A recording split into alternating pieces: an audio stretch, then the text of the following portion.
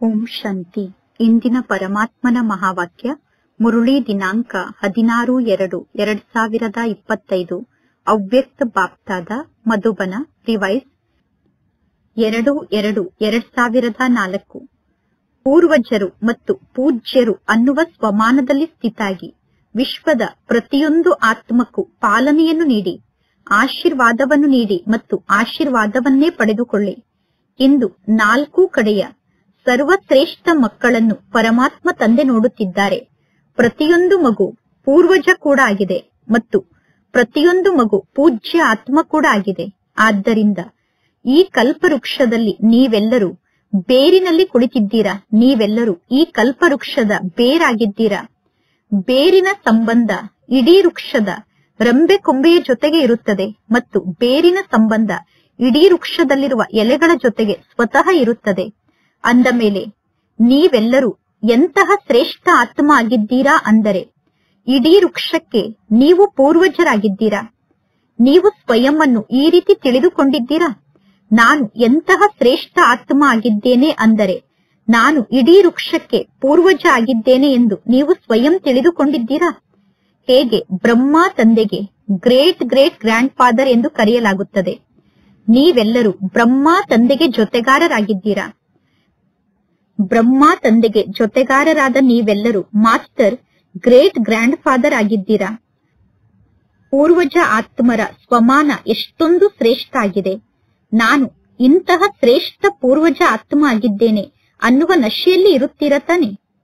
ಇಡೀ ವಿಶ್ವದಲ್ಲಿರುವ ಎಲ್ಲಾ ಆತ್ಮರ ಮಧ್ಯದಲ್ಲಿ ಅಂದರೆ ಬಲೆ ಕೆಲವರು ಧರ್ಮಾತ್ಮರಾಗಿರಬಹುದು, ಆದರೆ ಸರ್ವ ಆತ್ಮರ ಸಮ್ಮುಖದಲ್ಲಿ ಬೇರಿನ ರೂಪದಲ್ಲಿ ಕುಳಿತಿರುವಂತಹ ನೀವು ಸರ್ವ ಆತ್ಮರಿಗೂ ಆಧಾರ ಮೂರ್ತಿಯಾಗಿದ್ದೀರಾ ಮತ್ತು ಪೂರ್ವಜರಾಗಿದ್ದೀರಾ. ಆದ್ದರಿಂದ ಪೂರ್ವಜರಾಗಿರುವ ಕಾರಣ ನೀವು ಪೂಜ್ಯರೂ ಕೂಡ ಆಗಿದ್ದೀರಾ. ಪೂರ್ವಜರಾದ ನಿಮ್ಮ ಮೂಲಕ ಪ್ರತಿಯೊಂದು ಆತ್ಮಕ್ಕೂ ಅವಶ್ಯವಾಗಿ ಶಕ್ತಿಯ ಸಹಯೋಗ ಸ್ವತಃ ಸಿಗುತ್ತದೆ. ವೃಕ್ಷವನ್ನು ನೋಡಿ, ವೃಕ್ಷದ ಫೌಂಡೇಶನ್ ಆದಂತಹ ವೃಕ್ಷದ ಬೇರಿನ ಮೂಲಕ ವೃಕ್ಷದ ಅಂತ್ಯದಲ್ಲಿರುವ ಅಂತಿಮ ಎಲೆಗೂ ಕೂಡ ಶಕ್ತಿ ಅನ್ನುವ ಸಹಯೋಗ ಪ್ರಾಪ್ತಿಯಾಗುತ್ತದೆ. ಪೂರ್ವಜರ ಕಾರ್ಯ ಏನಾಗಿದೆ? ಪೂರ್ವಜರ ಕಾರ್ಯ ಸರ್ವರಿಗೂ ಪಾಲನೆಯನ್ನು ನೀಡುವುದಾಗಿದೆ. ಲೌಕಿಕ ಜಗತ್ತಿನಲ್ಲೂ ಕೂಡ ನೀವು ನೋಡಿ, ಪೂರ್ವಜರ ಮೂಲಕ ಬಲೆ ಶಾರೀರಿಕ ಶಕ್ತಿಯ ಪಾಲನೆ ಸಿಗುತ್ತದೆ. ಸ್ಥೂಲ ಭೋಜನದ ಮೂಲಕ ಅಥವಾ ಶಿಕ್ಷಣದ ಮೂಲಕ ಶಕ್ತಿಯನ್ನು ತುಂಬುವಂತಹ ಪಾಲನೆ ಪೂರ್ವಜರ ಮೂಲಕ ಸಿಗುತ್ತದೆ. ಅಂದ ಮೇಲೆ ಪೂರ್ವಜ ಆತ್ಮರಾದ ನಿಮಗೆ ಪರಮಾತ್ಮ ತಂದೆಯ ಮೂಲಕ ಪ್ರಾಪ್ತಿಯಾಗಿರುವ ಶಕ್ತಿಯ ಮೂಲಕ ಸರ್ವ ಆತ್ಮರಿಗೂ ನೀವು ಪಾಲನೆಯನ್ನು ನೀಡಬೇಕು. ಇಂದಿನ ವರ್ತಮಾನ ಸಮಯಕ್ಕನುಸಾರವಾಗಿ ಸರ್ವ ಆತ್ಮರಿಗೂ ಶಕ್ತಿಯ ಮೂಲಕ ಪಾಲನೆಯನ್ನು ನೀಡುವಂತಹ ಅವಶ್ಯಕತೆ ಇದೆ. ನಿಮ್ಮೆಲ್ಲರಿಗೂ ಗೊತ್ತಿದೆ, ವರ್ತಮಾನ ಸಮಯದಲ್ಲಿ ಎಲ್ಲಾ ಆತ್ಮರು ಬಹಳಷ್ಟು ಅಶಾಂತ ಆತ್ಮರಾಗಿದ್ದಾರೆ. ವರ್ತಮಾನ ಸಮಯದಲ್ಲಿ ಎಲ್ಲಾ ಆತ್ಮರು ಅಶಾಂತಿಯ ಅಲೆಯಲ್ಲಿ ಮುಳುಗಿದ್ದಾರೆ, ದುಃಖದ ಅಲೆಯಲ್ಲಿ ಮುಳುಗಿದ್ದಾರೆ. ಅಂದರೆ ಎಲ್ಲಾ ಆತ್ಮರ ಜೀವನದಲ್ಲೂ ಅಶಾಂತಿಯ ಅಲೆ, ದುಃಖದ ಅಲೆ ಇದೆ. ಅಂದ ಮೇಲೆ ಪೂರ್ವಜರಾದ ನಿಮಗೆ, ಪೂಜ್ಯ ಆತ್ಮರಾದ ನಿಮಗೆ ನಿಮ್ಮ ವಂಶದವರ ಮೇಲೆ ದಯೆ ಬರುತ್ತಿದೆ ತಾನೆ. ಹೇಗೆ ಯಾವಾಗ ಜಗತ್ತಿನಲ್ಲಿ ವಿಶೇಷವಾಗಿ ಅಶಾಂತಿಯ ವಾತಾವರಣ ಇರುತ್ತದೆಯೋ ಆಗ ವಿಶೇಷ ರೂಪದಲ್ಲಿ ಮಿಲಿಟರಿಯವರು ಬಹಳಷ್ಟು ಜಾಗೃತರಾಗಿರುತ್ತಾರೆ ಅಥವಾ ಪೊಲೀಸರು ಬಹಳಷ್ಟು ಅಲರ್ಟ್ ಆಗಿರುತ್ತಾರೆ. ಅದೇ ರೀತಿ ವರ್ತಮಾನ ಸಮಯದ ವಾತಾವರಣದಲ್ಲಿ ಪೂರ್ವಜ ಆತ್ಮರಾದ ನೀವು ವಿಶೇಷವಾಗಿ ಸೇವೆಯನ್ನು ಮಾಡುವುದಕ್ಕೋಸ್ಕರ ಸ್ವಯಂವನ್ನು ನಿಮಿತ್ತ ಎಂದು ತಿಳಿದುಕೊಂಡಿದ್ದೀರಾ. ಇಡೀ ವಿಶ್ವದ ಆತ್ಮರ ಸೇವೆಗೋಸ್ಕರ ನೀವು ನಿಮಿತ್ತ ಆಗಿದ್ದೀರಾ. ಸರ್ವ ಆತ್ಮರ ಸೇವೆಗೋಸ್ಕರ ನಾನು ನಿಮಿತ್ತ ಆಗಿದ್ದೇನೆ ಅನ್ನುವ ಸ್ಮೃತಿ ನಿಮಗೆ ಇರುತ್ತದೆ ತಾನೆ. ಇಡೀ ವಿಶ್ವದ ಆತ್ಮರಿಗೆ ಇಂದು ನಿಮ್ಮ ಶಕ್ತಿಯ ಸಹಯೋಗದ ಅವಶ್ಯಕತೆ ಇದೆ. ವಿಶ್ವದಲ್ಲಿರುವ ಎಲ್ಲಾ ಆತ್ಮರಿಗೂ ನಿಮ್ಮ ಶಕ್ತಿಯ ಸಹಯೋಗದ ಅವಶ್ಯಕತೆ ಇದೆ. ಇಂತಹ ಬೇಹದ್ದಿನ ವಿಶ್ವಕ್ಕೆ ಪೂರ್ವಜ ಆತ್ಮ ನಾನು ಎಂದು ಅನುಭವವನ್ನು ಮಾಡುತ್ತಿದ್ದೀರಾ ತಾನೆ. ವಿಶ್ವದ ಸೇವೆ ನಿಮಗೆ ನೆನಪಿಗೆ ಬರುತ್ತಿದೆ ತಾನೆ, ಅಥವಾ ನಿಮ್ಮ ಸೆಂಟರ್ನ ಸೇವೆ ನೆನಪಿಗೆ ಬರುತ್ತದೆಯೋ? ವರ್ತಮಾನ ಸಮಯದ ಆತ್ಮರು ಪೂರ್ವಜ ಆತ್ಮರಾದ ನಿಮ್ಮನ್ನು ಕೂಗಿ ಕರೆಯುತ್ತಿದ್ದಾರೆ. ಪೂರ್ವಜ ದೇವಾತ್ಮರಾದ ನಿಮ್ಮನ್ನು ಎಲ್ಲಾ ಆತ್ಮರೂ ಕೂಗಿ ಕರೆಯುತ್ತಿದ್ದಾರೆ. ಪ್ರತಿಯೊಬ್ಬರು ತಮ್ಮ ತಮ್ಮ ಭಿನ್ನ ಭಿನ್ನ ದೇವಿ ಅಥವಾ ದೇವತೆಯನ್ನು ಕೂಗಿ ಕರೆಯುತ್ತಿದ್ದಾರೆ. ಹೇ ದೇವಿ ಅಥವಾ ಹೇ ದೇವತೆ, ನೀವು ಬಂದು ನಮ್ಮನ್ನು ಕ್ಷಮಿಸಿ, ನಮ್ಮ ಮೇಲೆ ಕೃಪೆಯನ್ನು ತೋರಿಸಿ ಎಂದು ಪ್ರತಿಯೊಬ್ಬರು ತಮ್ಮ ಇಷ್ಟ ದೇವತೆಯನ್ನು ಕೂಗಿ ಕರೆಯುತ್ತಿದ್ದಾರೆ ಅಂದ ಮೇಲೆ ಭಕ್ತರ ಶಬ್ದ ನಿಮಗೆ ಕೇಳಿಸುತ್ತಿದೆ ತಾನೆ? ಭಕ್ತರ ಶಬ್ದ ಕೇಳಿಸುತ್ತಿದೆಯೋ ಅಥವಾ ಕೇಳಿಸುತ್ತಿಲ್ಲವೋ? ಯಾವಾಗ ಅನ್ಯ ಧರ್ಮದ ಆತ್ಮರ ಜೊತೆಗೆ ಮಿಲನವನ್ನು ಮಾಡುತ್ತೀರೋ ಆಗ ನಾನು ಸರ್ವ ಆತ್ಮರಿಗೂ ಪೂರ್ವಜ ಆಗಿದ್ದೇನೆ ಎಂದು ತಿಳಿದುಕೊಂಡು ಆ ಆತ್ಮರ ಜೊತೆಗೆ ಮಿಲನವನ್ನು ಮಾಡುತ್ತೀರಾ ತಾನೆ? ಇದೇ ರೀತಿ ಅನುಭವ ಆಗುತ್ತದೆ ತಾನೆ? ಈ ಎಲ್ಲಾ ಆತ್ಮರು ಪೂರ್ವಜನಾದ ನನ್ನ ರಂಬೆ ಕೊಂಬೆ ಆಗಿದ್ದಾರೆ ಎಂದು ಅನುಭವ ಆಗುತ್ತದೆ ತಾನೆ? ಅಂದ ಮೇಲೆ ಅವರಿಗೆ ಶಕ್ತಿಯ ಸಹಯೋಗವನ್ನು ನೀಡುವಂತಹ ಪೂರ್ವಜರು ನೀವಾಗಿದ್ದೀರಾ. ಕಲ್ಪವೃಕ್ಷದ ನಿಮ್ಮ ಚಿತ್ರವನ್ನು ನಿಮ್ಮ ಸಮ್ಮುಖದಲ್ಲಿ ನೋಡಿಕೊಳ್ಳಿ. ಕಲ್ಪವೃಕ್ಷದ ಚಿತ್ರವನ್ನು ಸಮ್ಮುಖದಲ್ಲಿ ನೋಡಿ. ಆ ಕಲ್ಪವೃಕ್ಷದ ಚಿತ್ರದಲ್ಲಿ ನಿಮ್ಮನ್ನು ನೀವು ನೋಡಿಕೊಳ್ಳಿ. ಕಲ್ಪವೃಕ್ಷದ ಚಿತ್ರದಲ್ಲಿ ನಿಮ್ಮ ಸ್ಥಾನ ಎಲ್ಲಿದೆ ಎಂದು ಸ್ವಯಂವನ್ನು ನೋಡಿಕೊಳ್ಳಿ. ಕಲ್ಪವೃಕ್ಷದ ಬೇರಿನಲ್ಲಿ ನೀವು ಕುಳಿತಿದ್ದೀರಾ. ನೀವೆಲ್ಲರೂ ಕಲ್ಪವೃಕ್ಷದ ಬೇರಾಗಿದ್ದೀರಾ. ಜೊತೆಗೆ ಪರಮಧಾಮದಲ್ಲಿ ನಿರಾಕಾರ ವೃಕ್ಷವನ್ನು ನೋಡಿ. ಆ ನಿರಾಕಾರ ವೃಕ್ಷದಲ್ಲಿ ಪೂರ್ವಜ ಆತ್ಮರಾದ ನಿಮ್ಮ ಸ್ಥಾನ ಪರಮಾತ್ಮ ತಂದೆಯ ಜೊತೆಗೆ ತಂದೆಯ ಸಮೀಪದಲ್ಲೇ ಇದೆ. ಪರಮಧಾಮದ ನಿರಾಕಾರ ವೃಕ್ಷದಲ್ಲಿ ನಿಮ್ಮ ಸ್ಥಾನದ ಬಗ್ಗೆ ನಿಮಗೆ ಗೊತ್ತಿದೆ ತಾನೆ? ಎಲ್ಲರೂ ಇದೇ ನಶೆಯಲ್ಲಿ ಸ್ಥಿತಾಗಿ ಅನ್ಯ ಆತ್ಮರ ಜೊತೆಗೆ ಮಿಲನವನ್ನು ಮಾಡುತ್ತೀರ ತಾನೆ? ಪ್ರತಿಯೊಂದು ಧರ್ಮದ ಆತ್ಮ ಕೂಡ ನಿಮ್ಮನ್ನು ಇವರು ನಮ್ಮವರು ಇವರು ನಮ್ಮವರು ಅನ್ನುವ ದೃಷ್ಟಿಯಿಂದ ನೋಡುತ್ತಾರೆ. ಅಂದರೆ ಎಲ್ಲಾ ಧರ್ಮದವರು ನೀವು ಅವರ ಆತ್ಮ ಆಗಿದ್ದೀರಾ ಅನ್ನುವ ದೃಷ್ಟಿಯಿಂದ ನೋಡುತ್ತಾರೆ. ಒಂದು ವೇಳೆ ಈ ಪೂರ್ವಜತನದ ನಶೆಯಿಂದ ಪೂರ್ವಜತನದ ಸ್ಮೃತಿಯ ಮೂಲಕ ಪೂರ್ವಜತನದ ವೃತ್ತಿಯ ಮೂಲಕ ಪೂರ್ವಜತನದ ದೃಷ್ಟಿಯ ಮೂಲಕ ನೀವು ಅನ್ಯರ ಜೊತೆಗೆ ಮಿಲನವನ್ನು ಮಾಡಿದರೆ ಆ ಅನ್ಯ ಧರ್ಮದ ಆತ್ಮರಿಗೆ ಇವರು ನನ್ನವರು ಅನ್ನುವ ಅನುಭವ ಆಗುತ್ತದೆ. ಏಕೆಂದರೆ ನೀವು ಸರ್ವರಿಗೂ ಕೂಡ ಪೂರ್ವಜರಾಗಿದ್ದೀರಾ. ಸರ್ವರು ನಿಮ್ಮವರಾಗಿದ್ದಾರೆ. ನೀವು ಸರ್ವರಿಗೂ ಬೇಕಾಗಿರುವಂತವರಾಗಿದ್ದೀರಾ. ಅಂದರೆ ನೀವು ಸರ್ವರವರಾಗಿದ್ದೀರಾ. ಈ ರೀತಿ ಸ್ಮೃತಿಯ ಮೂಲಕ ಸೇವೆಯನ್ನು ಮಾಡಿದರೆ ಪ್ರತಿಯೊಂದು ಆತ್ಮ ಕೂಡ ಅನುಭವವನ್ನು ಮಾಡುತ್ತದೆ. ಇವರು ನಮ್ಮ ಪೂರ್ವಜರಾಗಿದ್ದಾರೆ ಅಥವಾ ಇವರು ನಮ್ಮ ಇಷ್ಟ ದೇವತೆಯಾಗಿದ್ದಾರೆ. ನಮ್ಮ ಪೂರ್ವಜರಾದ ಇವರು ಅಥವಾ ನಮ್ಮ ಇಷ್ಟ ದೇವತೆಯಾದ ಇವರು ನಮ್ಮ ಜೊತೆಗೆ ಪುನಃ ಮಿಲನವನ್ನು ಮಾಡುತ್ತಿದ್ದಾರೆ. ಅಂದರೆ ನಮ್ಮ ಇಷ್ಟ ದೇವತೆಯಾದ ಇವರು ನಮ್ಮ ಪೂರ್ವಜರಾದ ಇವರು ನಮಗೆ ಪುನಃ ಸಿಕ್ಕಿದ್ದಾರೆ ಎಂದು ನಿಮ್ಮನ್ನು ನೋಡಿ ಅನುಭವ ಮಾಡುತ್ತಾರೆ. ಪುನಃ ನಿಮ್ಮ ಪೂಜ್ಯ ಸ್ವರೂಪವನ್ನು ನೋಡಿಕೊಳ್ಳಿ. ಎಷ್ಟು ಚೆನ್ನಾಗಿ ದೊಡ್ಡ ರೂಪದಲ್ಲಿ ನಿಮ್ಮ ಪೂಜೆ ನಡೆಯುತ್ತಿದೆ. ಜಗತ್ತಿನಲ್ಲಿ ಕೆಲವರು ಧರ್ಮಾತ್ಮರೂ ಕೂಡ ಇದ್ದಾರೆ, ಮಹಾನ್ ಆತ್ಮರೂ ಕೂಡ ಇದ್ದಾರೆ. ಆದರೆ ದೇವಿ ದೇವತೆಗಳಾದ ನಿಮ್ಮ ಸಮಾನ ವಿಧಿಪೂರ್ವಕವಾಗಿ ಆ ಧರ್ಮಾತ್ಮರ ಪೂಜೆ ನಡೆಯುವುದಿಲ್ಲ. ಮಹಾನ್ ಆತ್ಮರ ಪೂಜೆ ನಿಮ್ಮಂತೆ ವಿಧಿಪೂರ್ವಕವಾಗಿ ನಡೆಯುವುದಿಲ್ಲ.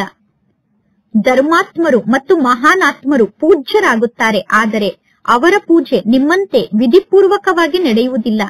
ನಿಮ್ಮ ಗಾಯನವನ್ನೂ ಕೂಡ ನೋಡಿಕೊಳ್ಳಿ.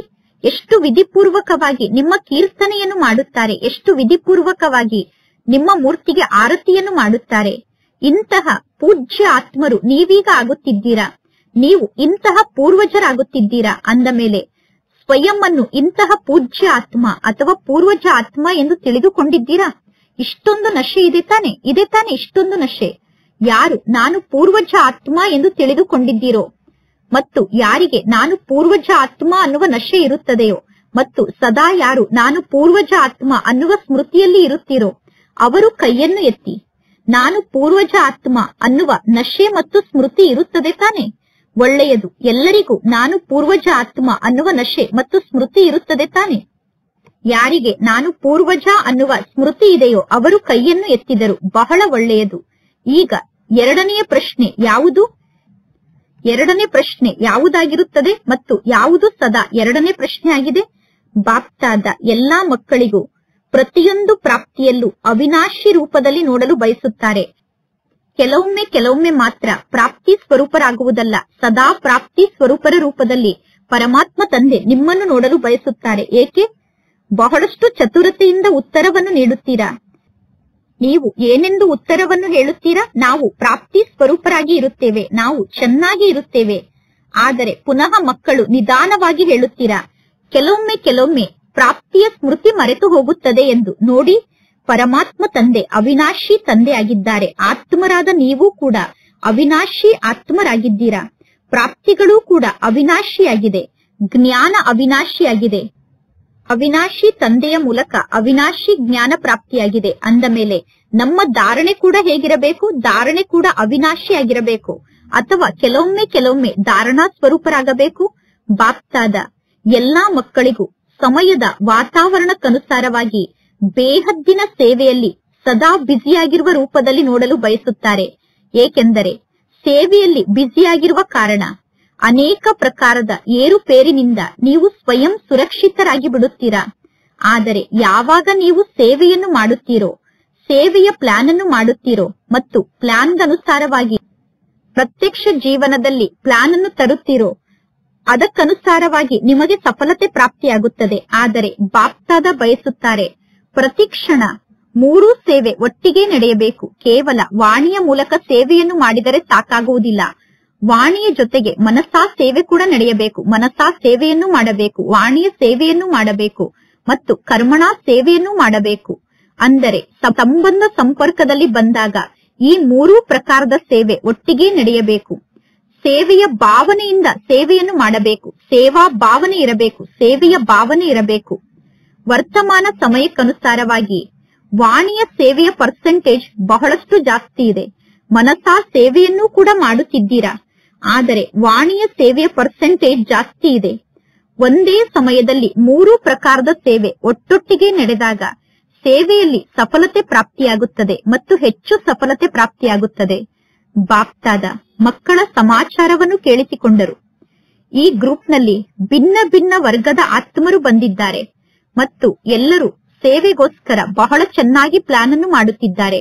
ಚೆನ್ನಾಗಿ ಪ್ಲಾನ್ ಅನ್ನು ಮಾಡುತ್ತಿದ್ದೀರಾ, ಆದರೆ 3 ಪ್ರಕಾರದ ಸೇವೆ ಒಟ್ಟಿಗೆ ನಡೆಯಬೇಕು. 3 ಪ್ರಕಾರದ ಸೇವೆಯನ್ನು ಒಟ್ಟಿಗೆ ಮಾಡಿದಾಗ ಸೇವೆ ಸ್ಪೀಡ್ ಆಗಿ ನಡೆಯುತ್ತದೆ ಮತ್ತು ಸೇವೆ ವೃದ್ಧಿಯನ್ನು ಪ್ರಾಪ್ತಿ ಮಾಡಿಕೊಳ್ಳುತ್ತದೆ. 4 ಕಡೆ ಇರುವಂತಹ ಎಲ್ಲಾ ಮಕ್ಕಳು ತಂದೆಯ ಬಳಿ ಬಂದು ತಲುಪಿದ್ದಾರೆ. ಬಾಪ್ತಾದ ಮಕ್ಕಳನ್ನು ನೋಡಿ ಖುಷಿ ಪಡುತ್ತಿದ್ದಾರೆ. ಮಕ್ಕಳನ್ನು ನೋಡಿ ತಂದೆಗೆ ಖುಷಿಯಾಗುತ್ತದೆ. ಹೊಸ ಹೊಸ ಮಕ್ಕಳು ಉಮ್ಮಂಗುತ್ಸಾಹದಿಂದ ತಂದೆಯ ಬಳಿ ಬಂದಿದ್ದಾರೆ. ಈಗ ಬಾಪ್ತಾದ ಎಲ್ಲಾ ಮಕ್ಕಳಿಗೂ ಸದಾ ನಿರ್ವಿಘ್ನ ಸ್ವರೂಪದಲ್ಲಿ ಸ್ಥಿತಾಗಿ ಎಂದು ನಿರ್ವಿಘ್ನ ಸ್ವರೂಪದಲ್ಲಿ ಎಲ್ಲಾ ಮಕ್ಕಳನ್ನು ನೋಡಲು ಬಯಸುತ್ತಾರೆ. ಬಾಬಾ ಎಲ್ಲಾ ಮಕ್ಕಳನ್ನು ನಿರ್ವಿಘ್ನ ರೂಪದಲ್ಲಿ ನೋಡಲು ಬಯಸುತ್ತಾರೆ. ಏಕೆಂದರೆ ನಿಮಿತ್ತ ಆದಂತಹ ನೀವು ನಿರ್ವಿಘ್ನ ಸ್ಥಿತಿಯಲ್ಲಿ ಸ್ಥಿತ ಆದರೆ ವಿಶ್ವದಲ್ಲಿರುವ ಎಲ್ಲಾ ಆತ್ಮರನ್ನು ಸರ್ವ ಸಮಸ್ಯೆಯಿಂದ ನಿರ್ವಿಘ್ನರನ್ನಾಗಿ ಮಾಡಲು ಸಾಧ್ಯ. ಅದಕ್ಕೋಸ್ಕರ ವಿಶೇಷವಾಗಿ 2 ಮಾತಿನ ಬಗ್ಗೆ ಅಂಡರ್ಲೈನ್ ಮಾಡಿಕೊಳ್ಳಿ. ನೀವೆಲ್ಲರೂ ಈ ಸೇವೆಯನ್ನು ಮಾಡುತ್ತಿದ್ದೀರಾ, ಆದರೆ ಆ 2 ಮಾತಿನ ಬಗ್ಗೆ ಅಂಡರ್ಲೈನ್ ಮಾಡಿಕೊಳ್ಳಿ. ಒಂದನೆಯದಾಗಿ ಪ್ರತಿಯೊಂದು ಆತ್ಮವನ್ನು ನಿಮ್ಮ ಆತ್ಮಿಕ ದೃಷ್ಟಿಯ ಮೂಲಕ ನೋಡಿ. ಆತ್ಮದ ನಿಜ ಸಂಸ್ಕಾರದ ಸ್ವರೂಪದಲ್ಲಿ ಆ ಆತ್ಮವನ್ನು ನೋಡಿ.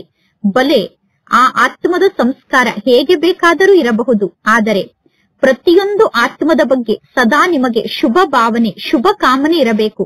ಪರಿವರ್ತನೆಯ ಶ್ರೇಷ್ಠ ಭಾವನೆ ಇರಬೇಕು. ಆಗ ಸ್ವಲ್ಪ ಸಮಯಕ್ಕೋಸ್ಕರ ಆ ಆತ್ಮದ ಸಂಸ್ಕಾರ ಪರಿವರ್ತನೆ ಆಗಲು ಸಾಧ್ಯ. ಆತ್ಮಿಕ ಭಾವನೆಯನ್ನು ಪ್ರಕಟಗೊಳಿಸಿಕೊಳ್ಳಿ. ಹೇಗೆ ಯಜ್ಞದ ಆದಿಯ ಸಮಯದಲ್ಲಿ ನೀವೆಲ್ಲರೂ ನೋಡಿದ್ದೀರಾ, ಸಂಘಟನೆಯಲ್ಲಿ ಇದ್ದರೂ ಕೂಡ ಆತ್ಮಿಕ ದೃಷ್ಟಿ, ಆತ್ಮಿಕ ವೃತ್ತಿ, ಆತ್ಮ ಆಗಿ ಆತ್ಮದ ಜೊತೆಗೆ ಮಿಲನವನ್ನು ಮಾಡುತ್ತಿದ್ದೇನೆ, ಆತ್ಮ ಆಗಿ ಆತ್ಮದ ಜೊತೆಗೆ ಮಾತನಾಡುತ್ತಿದ್ದೇನೆ ಅನ್ನುವ ದೃಷ್ಟಿಯ ಫೌಂಡೇಶನ್ ಎಷ್ಟೊಂದು ಪಕ್ಕಾ ಆಗಿತ್ತು. ಈಗ ಸೇವೆ ವಿಸ್ತಾರವಾಗಿ ವೃದ್ಧಿಯಾಗಿದ್ದರೂ ಕೂಡ ಸೇವೆಯ ವಿಸ್ತಾರದ ಮಧ್ಯದಲ್ಲಿ ಸಂಬಂಧದಲ್ಲಿ ಆತ್ಮಿಕ ಭಾವನೆ ಉಳ್ಳವರಾಗಿ ವ್ಯವಹಾರವನ್ನು ಮಾಡಬೇಕು. ಆತ್ಮಿಕ ಭಾವನೆಯಿಂದ ಮಾತನಾಡಬೇಕು. ಸಂಪರ್ಕದಲ್ಲಿ ಬಂದಾಗ ಆ ಆತ್ಮಿಕ ಭಾವನೆ ಮರೆತು ಹೋಗುತ್ತದೆ. ಆತ್ಮಿಕ ಭಾವನೆ ಸಮಾಪ್ತಿಯಾಗುವುದಿಲ್ಲ, ಆದರೆ ಆತ್ಮಿಕ ಭಾವನೆ ಮಾಯ ಆಗಿ ಬಿಡುತ್ತದೆ. ಆತ್ಮಿಕ ಸ್ವಮಾನ ಆತ್ಮಕ್ಕೆ ಸಹಜವಾಗಿ ಸಫಲತೆಯನ್ನು ಪ್ರಾಪ್ತಿ ಮಾಡಿಸುತ್ತದೆ. ಏಕೆಂದರೆ ಇಲ್ಲಿ ಮಧುಬನಕ್ಕೆ ಬಂದು ಯಾರೆಲ್ಲ ಒಟ್ಟಿಗೆ ಸೇರಿದ್ದೀರಾ? ಕಲ್ಪದ ಮೊದಲಿನ ದೇವಾತ್ಮರಾದ ನೀವೆಲ್ಲರೂ ಇಲ್ಲಿ ಒಟ್ಟಿಗೆ ಸೇರಿದ್ದೀರಾ. ಬ್ರಾಹ್ಮಣ ಆತ್ಮರಾದ ನೀವೆಲ್ಲರೂ ಇಲ್ಲಿ ಒಟ್ಟಿಗೆ ಸೇರಿದ್ದೀರಾ. ಬ್ರಾಹ್ಮಣ ಆತ್ಮರ ರೂಪದಲ್ಲೂ ಕೂಡ ನೀವೆಲ್ಲರೂ ಶ್ರೇಷ್ಠ ಆತ್ಮರಾಗಿದ್ದೀರಾ. ದೇವಾತ್ಮರ ಲೆಕ್ಕದಲ್ಲೂ ಕೂಡ ನೀವೆಲ್ಲರೂ ಶ್ರೇಷ್ಠ ಆತ್ಮರಾಗಿದ್ದೀರಾ. ನಾನು ದೇವಾತ್ಮ, ನಾನು ಬ್ರಾಹ್ಮಣ ಆತ್ಮ ಅನ್ನುವ ಸ್ವರೂಪದಲ್ಲಿ ಸ್ಥಿತಾಗಿ ಈಗ ಸಂಬಂಧ ಸಂಪರ್ಕದಲ್ಲಿ ಬನ್ನಿ. ಸಂಬಂಧ ಸಂಪರ್ಕದಲ್ಲಿ ಬಂದಂತಹ ಸಮಯದಲ್ಲಿ ಸ್ವಯಂ ಅನ್ನು ಚೆಕ್ ಮಾಡಿಕೊಳ್ಳಿ. ಅಂದರೆ ಪ್ರತಿ ಕ್ಷಣ ಸ್ವಯಂ ಅನ್ನು ಚೆಕ್ ಮಾಡಿಕೊಳ್ಳಿ. ದೇವಾತ್ಮನಾದ ನನ್ನ ಶ್ರೇಷ್ಠ ಕರ್ತವ್ಯ ಮತ್ತು ಶ್ರೇಷ್ಠ ಸೇವೆ ಏನಾಗಿದೆ?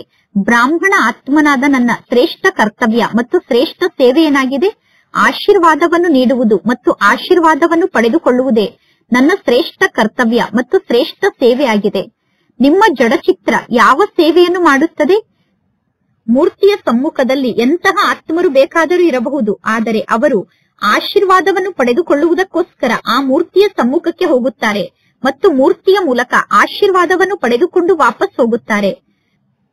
ಒಂದು ವೇಳೆ ಬೇರೆ ಯಾವುದಾದರೂ ಪ್ರಕಾರದ ಪುರುಷಾರ್ಥದಲ್ಲಿ ನೀವು ಪರಿಶ್ರಮವನ್ನು ಪಡುತ್ತಿದ್ದೀರಾ ಎಂದು ನಿಮಗೆ ಅನುಭವ ಆದರೆ, ಅಂದರೆ ಬೇರೆ ಪ್ರಕಾರದ ಪುರುಷಾರ್ಥವನ್ನು ಮಾಡುವುದು ಪರಿಶ್ರಮದ ಮಾತಾಗಿದೆ ಎಂದು ನಿಮಗೆ ಅನುಭವ ಆದರೆ, ಎಲ್ಲಾ ಪುರುಷಾರ್ಥಕ್ಕಿಂತ ಬಹಳ ಸಹಜ ಪುರುಷಾರ್ಥ ಅಂದರೆ ಇಡೀ ದಿನ ದೃಷ್ಟಿಯ ಮೂಲಕ, ವೃತ್ತಿಯ ಮೂಲಕ, ಶಬ್ದದ ಮೂಲಕ, ಭಾವನೆಯ ಮೂಲಕ ಸರ್ವರಿಗೂ ಆಶೀರ್ವಾದವನ್ನು ನೀಡಿ ಮತ್ತು ಸರ್ವರ ಮೂಲಕ ಆಶೀರ್ವಾದವನ್ನು ಪಡೆದುಕೊಳ್ಳಿ. ನಿಮ್ಮೆಲ್ಲರ ಬಿರುದು, ನಿಮ್ಮೆಲ್ಲರ ವರದಾನ ಮಹಾದಾನಿ ಆಗುವುದಾಗಿದೆ. ಸೇವೆಯನ್ನು ಮಾಡುತ್ತಾ ಕಾರ್ಯಕ್ಕೋಸ್ಕರ ಸಂಬಂಧ ಸಂಪರ್ಕದಲ್ಲಿ ಬಂದರೂ ಕೂಡ ಕೇವಲ ಇದೇ ಕಾರ್ಯವನ್ನು ಮಾಡಿ ಆಶೀರ್ವಾದವನ್ನು ಕೊಡಿ ಮತ್ತು ಆಶೀರ್ವಾದವನ್ನು ಪಡೆದುಕೊಳ್ಳಿ. ಇದರಲ್ಲಿ ಯಾವ ಕಷ್ಟದ ಮಾತಿದೆ? ಆಶೀರ್ವಾದವನ್ನು ಕೊಡುವುದು ಮತ್ತು ಆಶೀರ್ವಾದವನ್ನು ಪಡೆದುಕೊಳ್ಳುವುದು ಕಷ್ಟದ ಮಾತಾಗಿದೆಯೋ ಅಥವಾ ಸಹಜ ಮಾತಾಗಿದೆಯೋ? ಆಶೀರ್ವಾದವನ್ನು ಕೊಡುವುದು ಮತ್ತು ಆಶೀರ್ವಾದವನ್ನು ಪಡೆದುಕೊಳ್ಳುವುದು ಸಹಜ ಆಗಿದೆ ಎಂದು ಯಾರು ತಿಳಿದುಕೊಂಡಿದ್ದೀರೋ ಅವರು ಕೈಯನ್ನು ಎತ್ತಿ. ಯಾರಾದರೂ ನಿಮ್ಮನ್ನು ವಿರೋಧ ಮಾಡಿದರೆ ಆಗ ನೀವು ಅವರಿಗೆ ಆಶೀರ್ವಾದವನ್ನು ಕೊಡುತ್ತೀರೇನು? ಅನ್ಯರು ನಿಮ್ಮ ವಿರೋಧವನ್ನು ಮಾಡಿದರೆ ವಿರೋಧವನ್ನು ಮಾಡುವಂತವರಿಗೂ ಕೂಡ ಆಶೀರ್ವಾದವನ್ನು ಕೊಡುತ್ತೀರೇನು? ಇಷ್ಟೊಂದು ಆಶೀರ್ವಾದದ ಸ್ಟಾಕ್ ನಿಮ್ಮ ಬಳಿ ಇದೆ ತಾನೆ? ಅವಶ್ಯವಾಗಿ ಅನ್ಯರು ವಿರೋಧವನ್ನು ಮಾಡೇ ಮಾಡುತ್ತಾರೆ, ಏಕೆಂದರೆ ವಿರೋಧವೇ ನಿಮ್ಮನ್ನು ಶ್ರೇಷ್ಠ ಸ್ಥಾನಕ್ಕೆ ತಲುಪಿಸುತ್ತದೆ. ನೀವು ಸ್ವಯಂ ನೋಡಿ, ಎಲ್ಲರಿಗಿಂತ ಜಾಸ್ತಿ ಬ್ರಹ್ಮ ತಂದೆಗೆ ವಿರೋಧವನ್ನು ಮಾಡಿದರು, ಬ್ರಹ್ಮ ತಂದೆಗೆ ಜಾಸ್ತಿ ವಿರೋಧವನ್ನು ಮಾಡಿದರು ತಾನೆ. ಮತ್ತು ನಂಬರ್ 1 ಪದವಿಯನ್ನು ಯಾರು ಪಡೆದುಕೊಂಡರು? ಬ್ರಹ್ಮ ತಂದೆ ನಂಬರ್ 1 ಪದವಿಯನ್ನು ಪಡೆದುಕೊಂಡರು ತಾನೆ. ಏನು ಬೇಕಾದರೂ ಆಗಲಿ, ನಾನು ಬ್ರಹ್ಮ ತಂದೆಯ ಸಮಾನ ಎಲ್ಲರಿಗೂ ಆಶೀರ್ವಾದವನ್ನು ನೀಡಲೇಬೇಕು. ಬ್ರಹ್ಮ ತಂದೆಯ ಸಮ್ಮುಖಕ್ಕೆ ವ್ಯರ್ಥ ಮಾತನ್ನು ಮಾತನಾಡುವಂತವರು ಬರಲಿಲ್ಲ ಏನು? ಬ್ರಹ್ಮ ತಂದೆಯ ಸಮ್ಮುಖದಲ್ಲಿ ವ್ಯರ್ಥ ಮಾತನ್ನು ಮಾತನಾಡುವಂತವರು, ವ್ಯರ್ಥ ಕಾರ್ಯವನ್ನು ಮಾಡುವಂತವರು ಇರಲಿಲ್ಲವೇನು? ಬ್ರಹ್ಮ ತಂದೆಯ ಸಮ್ಮುಖದಲ್ಲೂ ಕೂಡ ವ್ಯರ್ಥ ಮಾತನ್ನು ಮಾತನಾಡುವಂತವರೂ ಇದ್ದರು, ವ್ಯರ್ಥ ಕಾರ್ಯವನ್ನು ಮಾಡುವಂತವರೂ ಕೂಡ ಇದ್ದರು. ಆದರೆ ಬ್ರಹ್ಮ ತಂದೆ ವ್ಯರ್ಥ ಕಾರ್ಯವನ್ನು ಮಾಡುವವರಿಗೂ ಆಶೀರ್ವಾದವನ್ನೇ ಕೊಟ್ಟರು, ಅವರ ಮೂಲಕ ಆಶೀರ್ವಾದವನ್ನೇ ಪಡೆದುಕೊಂಡರು. ಸಮಾವೇಶ ಮಾಡಿಕೊಳ್ಳುವ ಶಕ್ತಿಯನ್ನು ಬ್ರಹ್ಮ ತಂದೆ ಧಾರಣೆ ಮಾಡಿಕೊಂಡರು. ಎಲ್ಲರನ್ನೂ ನೋಡಿ ಬ್ರಹ್ಮ ತಂದೆ ಇವರು ಮಗು ಆಗಿದ್ದಾರೆ, ಇವರು ಅವಶ್ಯವಾಗಿ ಪರಿವರ್ತನೆ ಆಗುತ್ತಾರೆ ಅನ್ನುವ ಭಾವನೆಯನ್ನು ಇಟ್ಟುಕೊಂಡರು. ಅದೇ ರೀತಿ ನೀವು ಕೂಡ ಇದೇ ಪ್ರಕಾರದ ದೃಷ್ಟಿ ಮತ್ತು ವೃತ್ತಿಯನ್ನು ಇಟ್ಟುಕೊಳ್ಳಿ. ಕಲ್ಪದ ಮೊದಲಿನ ನಮ್ಮ ಪರಿವಾರದ ಆತ್ಮರು ಇವರಾಗಿದ್ದಾರೆ, ಕಲ್ಪದ ಮೊದಲಿನ ಬ್ರಾಹ್ಮಣ ಪರಿವಾರದ ಆತ್ಮರು ಇವರಾಗಿದ್ದಾರೆ. ನಾನು ಪರಿವರ್ತನೆಯಾಗಿ ಇವರನ್ನು ಪರಿವರ್ತನೆ ಮಾಡಬೇಕು, ಇವರು ಪರಿವರ್ತನೆ ಆದರೆ ನಾನು ಪರಿವರ್ತನೆ ಆಗುತ್ತೇನೆ ಎಂದು ಎಂದೂ ಹೇಳಬಾರದು. ಪರಿವರ್ತನೆ ಆಗುವ ಮಾತಿನಲ್ಲಿ ನಾನು ಮೊದಲು ಪರಿವರ್ತನೆ ಆಗಬೇಕು, ನಾನು ಪರಿವರ್ತನೆಯಾಗಿ ಇವರನ್ನು ಪರಿವರ್ತನೆ ಮಾಡಬೇಕು, ನಾನು ಬದಲಾಗಿ ಅನ್ಯರನ್ನು ಬದಲಾಯಿಸುವುದು ನನ್ನ ಜವಾಬ್ದಾರಿಯಾಗಿದೆ ಎಂದು ತಿಳಿದುಕೊಂಡಾಗ ನೀವು ಅನ್ಯರಿಗೆ ಆಶೀರ್ವಾದವನ್ನೇ ನೀಡಲು ಸಾಧ್ಯ. ಯಾವಾಗ ಎಲ್ಲರನ್ನೂ ಪರಿವರ್ತನೆ ಮಾಡುವ ಜವಾಬ್ದಾರಿ ನನ್ನ ಮೇಲಿದೆ ಎಂದು ತಿಳಿದುಕೊಳ್ಳುತ್ತೀರೋ ಆಗ ಎಲ್ಲರ ಬಗ್ಗೆ ನಿಮ್ಮ ಮನಸ್ಸಿನಲ್ಲಿ ಆಶೀರ್ವಾದದ ಭಾವನೆಯೇ ಉತ್ಪನ್ನ ಆಗುತ್ತದೆ ಮತ್ತು ಅನ್ಯರ ಮೂಲಕ ನಿಮಗೆ ಆಶೀರ್ವಾದವೇ ಸಿಗುತ್ತದೆ.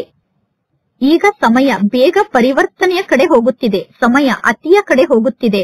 ಆದರೆ ಸಮಯದ ಪರಿವರ್ತನೆಗಿಂತ ಮೊದಲು ವಿಶ್ವ ಪರಿವರ್ತಕ ಶ್ರೇಷ್ಠ ಆತ್ಮರಾದ ನೀವು ಸ್ವಪರಿವರ್ತನೆಯ ಮೂಲಕ ಸರ್ವ ಆತ್ಮರ ಪರಿವರ್ತನೆಗೆ ಆಧಾರ ಮೂರ್ತಿಗಳಾಗಬೇಕು. ನೀವೆಲ್ಲರೂ ವಿಶ್ವಕ್ಕೆ ಆಧಾರ ಮೂರ್ತಿಗಳಾಗಿದ್ದೀರಾ ಮತ್ತು ಉದ್ಧಾರ ಮೂರ್ತಿಗಳಾಗಿದ್ದೀರಾ. ಪ್ರತಿಯೊಬ್ಬರು ಗುರಿಯನ್ನು ಇಟ್ಟುಕೊಳ್ಳಿ.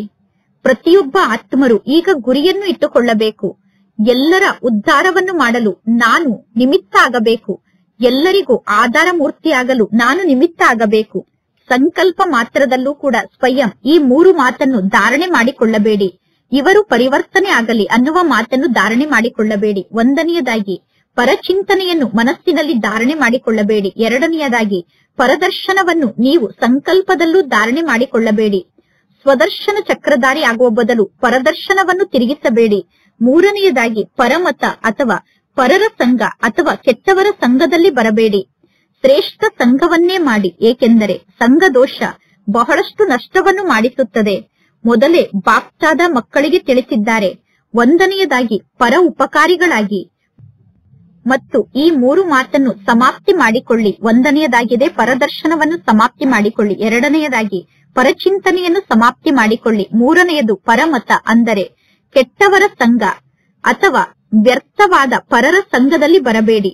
ಪರ ಉಪಕಾರಿಗಳಾಗಿ, ಆಗ ಆಶೀರ್ವಾದ ಪ್ರಾಪ್ತಿಯಾಗುತ್ತದೆ ಮತ್ತು ನೀವು ಆಶೀರ್ವಾದವನ್ನೇ ನೀಡಲು ಸಾಧ್ಯ ಆಗುತ್ತದೆ. ಅನ್ಯರು ಏನನ್ನು ಬೇಕಾದರೂ ನೀಡಲಿ, ಆದರೆ ನೀವು ಆಶೀರ್ವಾದವನ್ನೇ ನೀಡಬೇಕು. ಅನ್ಯರಿಗೆ ಆಶೀರ್ವಾದವನ್ನು ನೀಡುವಷ್ಟು ಸಾಹಸ ನಿಮ್ಮಲ್ಲಿ ಇದೆ ತಾನೆ? ಅಷ್ಟೊಂದು ಸಾಹಸ ನಿಮ್ಮಲ್ಲಿ ಇದೆ ತಾನೆ? ಅಂದ ಮೇಲೆ ಬಾಪ್ತಾದ 4 ಕಡೆ ಇರುವಂತಹ ಸರ್ವ ಸೆಂಟರ್ನ ಮಕ್ಕಳಿಗೆ ತಿಳಿಸುತ್ತಿದ್ದಾರೆ, ಒಂದು ವೇಳೆ ಮಕ್ಕಳಾದ ನೀವೆಲ್ಲರೂ ಸಾಹಸವನ್ನು ಇಟ್ಟುಕೊಂಡರೆ ಯಾರು ಏನನ್ನು ಬೇಕಾದರೂ ಕೊಡಲಿ, ಆದರೆ ನಾನು ಆಶೀರ್ವಾದವನ್ನೇ ಕೊಡಬೇಕು ಮತ್ತು ಆಶೀರ್ವಾದವನ್ನೇ ಪಡೆದುಕೊಳ್ಳಬೇಕು ಅನ್ನುವ ಸಾಹಸವನ್ನು ಇಟ್ಟುಕೊಳ್ಳಬೇಕು. ಇಷ್ಟೊಂದು ಸಾಹಸವನ್ನು ಇಟ್ಟುಕೊಂಡರೆ ಬಾಪ್ತಾದ ಈ ವರ್ಷ ನಿಮಗೆ ಎಕ್ಸ್ಟ್ರಾ ಧೈರ್ಯವನ್ನು ತುಂಬುತ್ತಾರೆ ಮತ್ತು ನಿಮ್ಮ ಉತ್ಸಾಹದ ಕಾರಣ ತಂದೆಯ ಮೂಲಕ ಎಕ್ಸ್ಟ್ರಾ ಸಹಯೋಗ ಸಿಗುತ್ತದೆ. ಪರಮಾತ್ಮ ತಂದೆ ನಿಮಗೆ ಎಕ್ಸ್ಟ್ರಾ ಸಹಾಯವನ್ನು ಮಾಡುತ್ತಾರೆ. ಆದರೆ ಆಶೀರ್ವಾದವನ್ನೇ ನೀಡಿದಾಗ ಮಾತ್ರ. ಎಂದು ಆಶೀರ್ವಾದ ಮತ್ತು ನಿಂದನೆ ಎರಡನ್ನು ಮಿಕ್ಸ್ ಮಾಡಿಕೊಳ್ಳಬೇಡಿ. ಬಾಪ್ತಾದರವರ ಬಳಿ ಸಂಪೂರ್ಣ ಮಕ್ಕಳ ರಿಪೋರ್ಟ್ ಬರುತ್ತಿರುತ್ತದೆ. ಸಂಕಲ್ಪದಲ್ಲೂ ಆಶೀರ್ವಾದದ ಬದಲು ಬೇರೆ ಯಾವ ಶಬ್ದವೂ ಬರಬಾರದು. ಅಂದರೆ ಸಂಕಲ್ಪದಲ್ಲೂ ಅನ್ಯರಿಗೆ ಶಾಪವನ್ನು ನೀಡುವಂತಹ ವಿಚಾರ ಬರಬಾರದು. ಇಷ್ಟೊಂದು ಸಾಹಸ ಇದೆ ತಾನೆ? ಇಷ್ಟೊಂದು ಸಾಹಸ ಇದ್ದರೆ ಕೈಯನ್ನು ಎತ್ತಿ. ಕೈಯನ್ನು ಎತ್ತಿದ ಮೇಲೆ ಆಶೀರ್ವಾದವನ್ನೇ ನೀಡಬೇಕಾಗುತ್ತದೆ. ಕೇವಲ ಸುಮ್ಮನೆ ಕೈಯನ್ನು ಎತ್ತಬೇಡಿ, ಮಾಡಿ ತೋರಿಸಬೇಕು. ಮಾಡುತ್ತೀರ ತಾನೆ? ಮಧುಬನದವರು ಮಾಡಿ ತೋರಿಸುತ್ತೀರ ತಾನೆ? ಟೀಚರ್ಸ್ ಮಾಡಿ ತೋರಿಸುತ್ತೀರ ತಾನೆ? ಒಳ್ಳೆಯದು. ಮಾಡಿ ತೋರಿಸಿದರೆ ಎಕ್ಸ್ಟ್ರಾ ಮಾರ್ಕ್ಸ್ ಅನ್ನು ಜಮಾ ಮಾಡಿಕೊಳ್ಳುತ್ತೀರಾ. ನಿಮ್ಮೆಲ್ಲರಿಗೂ ಶುಭಾಶಯಗಳು. ಏಕೆ? ಬಾಪ್ತಾದರವರ ಬಳಿ ಅಡ್ವಾನ್ಸ್ ಪಾರ್ಟಿಯವರು ಬಾರಿ ಬಾರಿಗೂ ಬರುತ್ತಿರುತ್ತಾರೆ. ಆ ಅಡ್ವಾನ್ಸ್ ಪಾರ್ಟಿಯವರು ಹೇಳುತ್ತಾರೆ, ನಮಗೆ ಅಡ್ವಾನ್ಸ್ ಪಾರ್ಟಿಯ ಪಾತ್ರವನ್ನು ನೀಡಿದ್ದೀರಾ. ನೀವು ನೀಡಿರುವ ಅಡ್ವಾನ್ಸ್ ಪಾರ್ಟಿಯ ಪಾತ್ರವನ್ನು ನಾವು ಅಭಿನಯ ಮಾಡುತ್ತಿದ್ದೇವೆ. ಆದರೆ ನಮ್ಮ ಜೊತೆಗಾರರು ಇನ್ನೂ ಅಡ್ವಾನ್ಸ್ ನ ಸ್ಟೇಜ್ ಅನ್ನು ಏಕೆ ರೂಪಿಸಿಕೊಳ್ಳುತ್ತಿಲ್ಲ? ಈ ರೀತಿ ಪ್ರಶ್ನೆಯನ್ನು ಅಡ್ವಾನ್ಸ್ ಪಾರ್ಟಿಯವರು ಕೇಳಿದಾಗ ಪರಮಾತ್ಮ ತಂದೆ ಅವರಿಗೆ ಏನೆಂದು ಉತ್ತರವನ್ನು ಕೊಡಬೇಕು? ಯಾವ ಉತ್ತರವನ್ನು ನೀಡಬೇಕು? ಅಡ್ವಾನ್ಸ್ ಸ್ಟೇಜ್ ಮತ್ತು ಅಡ್ವಾನ್ಸ್ ಪಾರ್ಟಿಯವರ ಪಾತ್ರ ಯಾವಾಗ ಎರಡು ಒಂದೇ ಸಮಾನ ಆಗುತ್ತದೆಯೋ ಆಗ ಸಮಾಪ್ತಿಯಾಗುತ್ತದೆ. ಅಂದರೆ ಮಕ್ಕಳು ಅಡ್ವಾನ್ಸ್ ಆಗಿ ಶ್ರೇಷ್ಠ ಸ್ಥಿತಿಯನ್ನು ರೂಪಿಸಿಕೊಂಡಾಗ ಅಡ್ವಾನ್ಸ್ ಪಾರ್ಟಿಯ ಪಾತ್ರ ಕೂಡ ಸಮಾಪ್ತಿಯಾಗುತ್ತದೆ. ಅವರೆಲ್ಲರೂ ಪರಮಾತ್ಮ ತಂದೆಯನ್ನು ಪ್ರಶ್ನೆ ಕೇಳಿದಾಗ ಪರಮಾತ್ಮ ತಂದೆ ಅವರಿಗೆ ಏನೆಂದು ಉತ್ತರವನ್ನು ನೀಡಬೇಕು? ಈ ವರ್ಷ ಏನಾಗಿ ತೋರಿಸುತ್ತೀರಾ? ಎಲ್ಲರೂ ಈ ಮಾತನ್ನು ಸ್ವೀಕಾರ ಮಾಡಿದ್ದೀರಾ ತಾನೆ? ಬೆಳ್ಳಿಯ ಮಹೋತ್ಸವ, ಚಿನ್ನದ ಮಹೋತ್ಸವ ಮತ್ತು ವಜ್ರ ಮಹೋತ್ಸವವನ್ನು ಎಲ್ಲರೂ ಆಚರಣೆ ಮಾಡಿದ್ದೀರಾ. ಈಗ ಅಡ್ವಾನ್ಸ್ ಸ್ಟೇಜ್ ನ ಮಹೋತ್ಸವವನ್ನು ಆಚರಣೆ ಮಾಡಿಕೊಳ್ಳಿ. ಅಡ್ವಾನ್ಸ್ ಸ್ಟೇಜ್ ಅನ್ನು ರೂಪಿಸಿಕೊಳ್ಳುವಂತಹ ಡೇಟ್ ಅನ್ನು ಫಿಕ್ಸ್ ಮಾಡಿಕೊಳ್ಳಿ. ಪಾಂಡವರು ತಿಳಿಸಿ, ಅಡ್ವಾನ್ಸ್ ಸ್ಟೇಜ್ ಅನ್ನು ರೂಪಿಸಿಕೊಳ್ಳುವಂತಹ ಡೇಟ್ ಯಾವುದಾಗಿದೆ? ಮೊದಲನೇ ಲೈನ್ ನವರು ತಿಳಿಸಿ, ಡೇಟ್ ಫಿಕ್ಸ್ ಆಗಿದೆಯೋ ಅಥವಾ ಇದ್ದಕ್ಕಿದ್ದಂತೆ ಅಡ್ವಾನ್ಸ್ ಸ್ಟೇಜ್ ರೂಪಿತ ಆಗುತ್ತದೆಯೋ? ಏನಾಗಬಹುದು? ಇದ್ದಕ್ಕಿದ್ದಂತೆ ಅಡ್ವಾನ್ಸ್ ಸ್ಟೇಜ್ ರೂಪಿತ ಆಗುತ್ತದೆಯೋ ಅಥವಾ ಡೇಟ್ ಫಿಕ್ಸ್ ಮಾಡುತ್ತೀರೋ? ಏನನ್ನಾದರೂ ಹೇಳಿ, ಯಾವುದಾದರೂ ಒಂದು ಮಾತನ್ನು ಹೇಳಿ. ವಿಚಾರವನ್ನು ಮಾಡುತ್ತಿದ್ದೀರೇನು? ನಿರ್ವೈರ್ ಬಾಯಿಜಿಯವರನ್ನು ಬಾಪ್ತಾದ ಕೇಳುತ್ತಿದ್ದಾರೆ. ಅಡ್ವಾನ್ಸ್ ಸ್ಟೇಜ್ ನ ಸಮಾರಂಭವನ್ನು ಆಚರಣೆ ಮಾಡುತ್ತೀರೋ ಅಥವಾ ಇದ್ದಕ್ಕಿದ್ದಂತೆ ಅಡ್ವಾನ್ಸ್ ಸ್ಟೇಜ್ ಅನ್ನು ರೂಪಿಸಿಕೊಳ್ಳುತ್ತೀರೋ? ದಾದಿಯರನ್ನು ಪರಮಾತ್ಮ ತಂದೆ ಕೇಳುತ್ತಿದ್ದಾರೆ. ನಿರ್ವೈರ್ ಬಾಯಿಜಿ ದಾದಿ ಉತ್ತರವನ್ನು ನೀಡಲಿ ಎಂದು ದಾದಿಯವರನ್ನು ನೋಡುತ್ತಿದ್ದಾರೆ. ನೀವೇ ತಿಳಿಸಿ ಎಂದು ಬಾಬಾ ಹೇಳುತ್ತಿದ್ದಾರೆ. ರಮೇಶ್ ಬಾಯಿಜಿಯವರನ್ನು ಪರಮಾತ್ಮ ತಂದೆ ಕೇಳುತ್ತಿದ್ದಾರೆ. ಅಡ್ವಾನ್ಸ್ ಸ್ಟೇಜ್ ನ ಸಮಾರಂಭವನ್ನು ಆಚರಣೆ ಮಾಡುತ್ತೀರೋ ಅಥವಾ ಇದ್ದಕ್ಕಿದ್ದಂತೆ ಅಡ್ವಾನ್ಸ್ ಸ್ಟೇಜ್ ಅನ್ನು ರೂಪಿಸಿಕೊಳ್ಳುತ್ತೀರೋ? ಕೊನೆಗೂ ಅಡ್ವಾನ್ಸ್ ಸ್ಟೇಜ್ ಅನ್ನು ರೂಪಿಸಿಕೊಳ್ಳಲೇಬೇಕು ಎಂದು ರಮೇಶ್ ಬಾಯಿಜಿ ಉತ್ತರವನ್ನು ನೀಡುತ್ತಿದ್ದಾರೆ. ಕೊನೆಗೂ ಅಂದರೆ ಯಾವಾಗ? ನೀವು ಡೇಟ್ ಅನ್ನು ಹೇಳಿ, ಆ ಡೇಟ್ಗೆ ತಕ್ಕಂತೆ ನಾವು ಮಾಡಿ ತೋರಿಸುತ್ತೇವೆ ಎಂದು ರಮೇಶ್ ಬಾಯಿಜಿ ಹೇಳುತ್ತಿದ್ದಾರೆ. ಒಳ್ಳೆಯದು. ಬಾಪ್ತಾದ 1 ವರ್ಷವನ್ನು ಮಕ್ಕಳಿಗೆ ಎಕ್ಸ್ಟ್ರಾ ರೂಪದಲ್ಲಿ ನೀಡುತ್ತಿದ್ದಾರೆ. ಮಕ್ಕಳ ಸಾಹಸಕ್ಕೆ ಎಕ್ಸ್ಟ್ರಾ ಸಹಯೋಗ ಸಿಗುತ್ತದೆ. ಅಂದ ಮೇಲೆ ನೀವೆಲ್ಲರೂ ಮಾಡಿ ತೋರಿಸಲು ಸಾಧ್ಯ ಇದೆ ತಾನೆ? ಅಡ್ವಾನ್ಸ್ ಸ್ಟೇಜ್ ಅನ್ನು ರೂಪಿಸಿಕೊಂಡು ತೋರಿಸುತ್ತೀರ ತಾನೆ? ಪುನಃ ಪರಮಾತ್ಮ ತಂದೆ ಅಡ್ವಾನ್ಸ್ ಸ್ಟೇಜ್ ನ ಸಮಾರಂಭದ ಡೇಟ್ ಅನ್ನು ಫಿಕ್ಸ್ ಮಾಡುತ್ತಾರೆ. ನಿಮ್ಮ ಆದೇಶ ಬೇಕು. 2004ರಲ್ಲೇ ನಿಮ್ಮ ಆದೇಶ ಇದ್ದರೆ ನಾವು ಅಡ್ವಾನ್ಸ್ ಸ್ಟೇಜ್ ನ ಸಮಾರಂಭವನ್ನು ಆಚರಣೆ ಮಾಡುತ್ತೇವೆ ಎಂದು ರಮೇಶ್ ಬಾಯಿಜಿ ಹೇಳುತ್ತಿದ್ದಾರೆ. ಪರಮಾತ್ಮ ತಂದೆ ತಿಳಿಸುತ್ತಿದ್ದಾರೆ, ಇದರ ಅರ್ಥ ಇನ್ನೂ ನೀವು ತಯಾರಾಗಿಲ್ಲ ಎಂದು. ಅಂದ ಮೇಲೆ ಅಡ್ವಾನ್ಸ್ ಪಾರ್ಟಿಯವರಿಗೆ ಇನ್ನೂ 1 ವರ್ಷ ಕಾಯಿರಿ ಎಂದು ಹೇಳಬೇಕಾಗುತ್ತದೆ. ಅಡ್ವಾನ್ಸ್ ಪಾರ್ಟಿಯವರು ನಿಮಗೋಸ್ಕರ ಇನ್ನೂ 1 ವರ್ಷ ಕಾಯಬೇಕಾಗುತ್ತದೆ. ಒಳ್ಳೆಯದು. ಏಕೆಂದರೆ ಈಗಿನಿಂದ ಎಲ್ಲರೂ ಗುರಿಯನ್ನು ಇಟ್ಟುಕೊಳ್ಳುತ್ತೀರ ತಾನೆ. ಮಾಡಲೇಬೇಕು ಬಹಳ ಸಮಯ ಅನ್ನುವ ಶಬ್ದವನ್ನು ಸೇರಿಸಿಕೊಂಡಿದ್ದೀರ ತಾನೆ. ಏಕೆಂದರೆ ಬಹಳ ಸಮಯದ ಲೆಕ್ಕ ಅಂತೂ ಇದೆ. ಒಂದು ವೇಳೆ ಅಂತಿಮ ಸಮಯದಲ್ಲಿ ನೀವು ಪುರುಷಾರ್ಥವನ್ನು ಮಾಡಿದರೆ ಬಹಳ ಸಮಯದ ಲೆಕ್ಕ ಸರಿಯಾಗಿ ಇರುವುದಿಲ್ಲ. ಆದ್ದರಿಂದ ಈಗಿನಿಂದಲೇ ಅಡ್ವಾನ್ಸ್ ಸ್ಟೇಜ್ ಅನ್ನು ರೂಪಿಸಿಕೊಳ್ಳುವ ಮಾತಿನ ಕಡೆ ಗಮನವನ್ನು ದಯವಿಟ್ಟು ನೀಡಿ. ಒಳ್ಳೆಯದು. ಈಗ ಆತ್ಮಿಕ ಡ್ರಿಲ್ ನಿಮ್ಮೆಲ್ಲರಿಗೂ ನೆನಪಿದೆ ತಾನೆ. 1 ಸೆಕೆಂಡ್ ನಲ್ಲಿ ನಿಮ್ಮ ಪೂರ್ವಜ ಸ್ಟೇಜ್ ನಲ್ಲಿ ಸ್ಥಿತಾಗಿ ಪರಮಧಾಮದ ನಿವಾಸಿಯಾದಂತಹ ಪರಮಾತ್ಮ ತಂದೆಯ ಜೊತೆಗೆ ಲೈಟ್ ಹೌಸ್ ಆಗಿ ಇಡೀ ವಿಶ್ವಕ್ಕೂ ಲೈಟ್ ಅಂದರೆ ಪ್ರಕಾಶವನ್ನು ನೀಡಲು ಸಾಧ್ಯ ಆಗುತ್ತದೆ ತಾನೆ. 1 ಸೆಕೆಂಡ್ ನಲ್ಲಿ 4 ಕಡೆ ಇರುವಂತಹ ದೇಶ ವಿದೇಶದಲ್ಲಿ ಕೇಳುತ್ತಿರುವಂತಹ, ದೇಶ ವಿದೇಶದಲ್ಲಿ ನೋಡುತ್ತಿರುವಂತಹ ಮಕ್ಕಳು ಲೈಟ್ ಹೌಸ್ ಆಗಿ ವಿಶ್ವದ 4 ಕಡೆ ಇರುವಂತಹ ಸರ್ವ ಆತ್ಮರಿಗೂ ಪ್ರಕಾಶವನ್ನು ನೀಡಿ, ಅಂದರೆ ಲೈಟ್ ಅನ್ನು ನೀಡಿ, ಶಕ್ತಿಯ ಸಹಯೋಗವನ್ನು ನೀಡಿ, ಸರ್ವರಿಗೂ ಶಕ್ತಿಯನ್ನು ನೀಡಿ. ಒಳ್ಳೆಯದು. 4 ಕಡೆ ಇರುವಂತಹ ವಿಶ್ವದ ಪೂರ್ವಜರು ಮತ್ತು ಪೂಜ್ಯ ಆತ್ಮರಿಗೆ ಸದಾ ದಾತಾಗಿ ಸರ್ವರಿಗೂ ಆಶೀರ್ವಾದವನ್ನು ನೀಡುವಂತಹ ಮಹಾದಾನಿ ಆತ್ಮರಿಗೆ ಸದಾ ದೃಢತೆಯ ಮೂಲಕ ಸ್ವಪರಿವರ್ತನೆಯಿಂದ ಸರ್ವರ ಪರಿವರ್ತನೆಯನ್ನು ಮಾಡುವಂತಹ ವಿಶ್ವ ಪರಿವರ್ತಕ ಆತ್ಮರಿಗೆ ಸದಾ ಲೈಟ್ ಹೌಸ್ ಆಗಿ ಸರ್ವ ಆತ್ಮರಿಗೂ ಪ್ರಕಾಶವನ್ನು ನೀಡುವಂತಹ ತಂದೆಯ ಸಮೀಪದಲ್ಲಿರುವ ಆತ್ಮರಿಗೆ ಬಾಪ್ತಾದರವರ ನೆನಪು, ಪ್ರೀತಿ ಹಾಗೂ ಮನಸ್ಸಿನ ಆಶೀರ್ವಾದ ಸಹಿತವಾದ ನಮಸ್ತೆ. ಬಾಪ್ತಾದರವರಿಗೆ ಮಕ್ಕಳ ನೆನಪು, ಪ್ರೀತಿ ಹಾಗೂ ನಮಸ್ತೆ ನಮಸ್ತೆ ನಮಸ್ತೆ. ಒಳ್ಳೆಯದು. ದಾದೀಜಿಯವರ ಜೊತೆಗೆ ಬಾಪ್ತಾದರವರ ವಾರ್ತಾಲಾಪ ಮತ್ತು ಜಾನ್ಕಿ ದಾದೀಜಿಯವರ ಜೊತೆಗೆ ಬಾಪ್ತಾದರವರ ವಾರ್ತಾಲಾಪ. ಒಳ್ಳೆಯದು. ಇಬ್ಬರೂ ದಾದಿಯರು ಬಹಳ ಚೆನ್ನಾಗಿ ಪಾಲನೆಯನ್ನು ನೀಡುತ್ತಿದ್ದೀರಾ. ಚೆನ್ನಾಗಿ ಪಾಲನೆಯನ್ನು ನೀಡುತ್ತಿದ್ದೀರಾ ತಾನೆ. ಬಹಳ ಒಳ್ಳೆಯದು.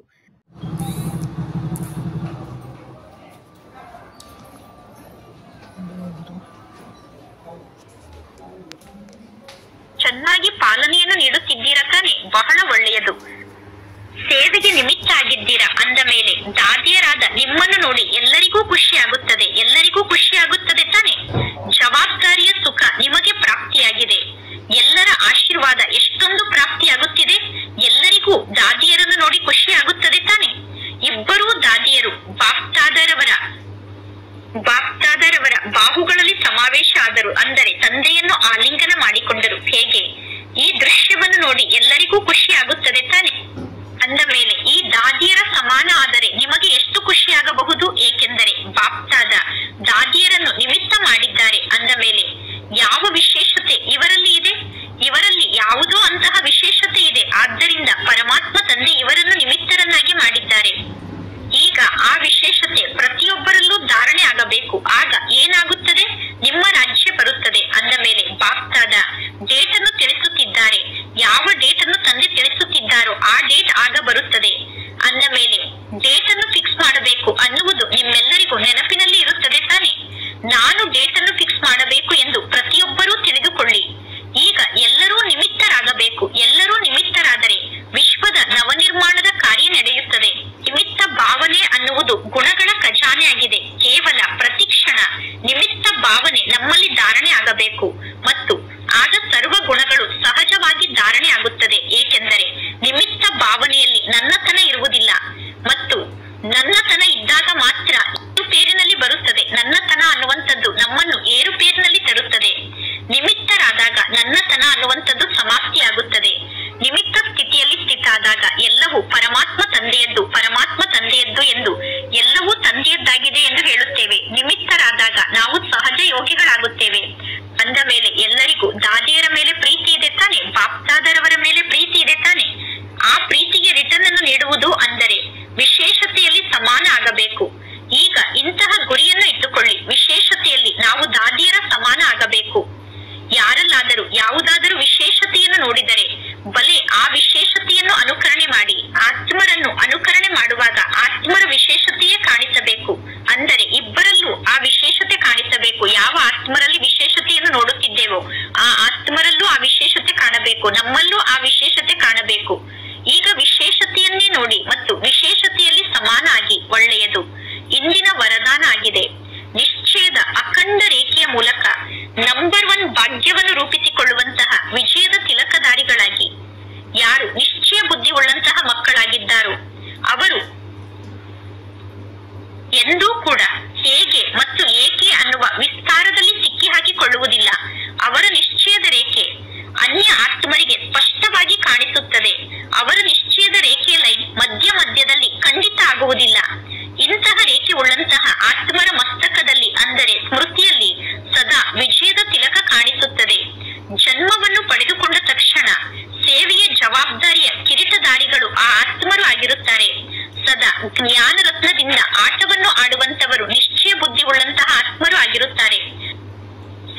ನೆನಪು ಮತ್ತು ಖುಷಿಯ ಉಯ್ಯಾಲೆಯಲ್ಲಿ ಆಟವನ್ನು ಆಡುತ್ತಾ ಜೀವನವನ್ನು ಕಳೆಯುವಂತವರು ಆ ಆತ್ಮರಾಗಿರುತ್ತಾರೆ.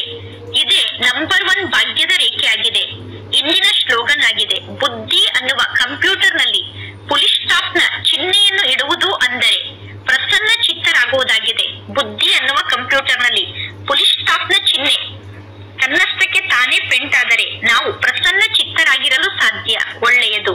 ಇಂದಿನ ಅವ್ಯಕ್ತ ಸೂಚನೆಯಾಗಿದೆ, ಏಕಾಂತ ಪ್ರಿಯರಾಗಿ ಏಕತೆ ಮತ್ತು ಏಕಾಗ್ರತೆಯನ್ನು ನಿಮ್ಮದನ್ನಾಗಿ ಮಾಡಿಕೊಳ್ಳಿ. ಏಕಾಂತ ಪ್ರಿಯರು ಯಾರಾಗಿದ್ದಾರೆ ಅಂದರೆ ಯಾರು ಅನೇಕ ಕಡೆಯಿಂದ ಬುದ್ಧಿಯೋಗವನ್ನು ಸಮಾಪ್ತಿ ಮಾಡಿಕೊಂಡಿದ್ದಾರೋ, ಅಂದರೆ ಯಾರ ಬುದ್ಧಿಯೋಗ ಎಲ್ಲಾ ಕಡೆಯಿಂದ ದೂರ ಆಗಿದೆಯೋ ಅವರೇ ಏಕಾಂತ ಪ್ರಿಯರಾಗಿದ್ದಾರೆ. ಮತ್ತು ಅವರು ಒಬ್ಬ ತಂದೆಗೆ ಪ್ರಿಯರಾಗಿರುತ್ತಾರೆ.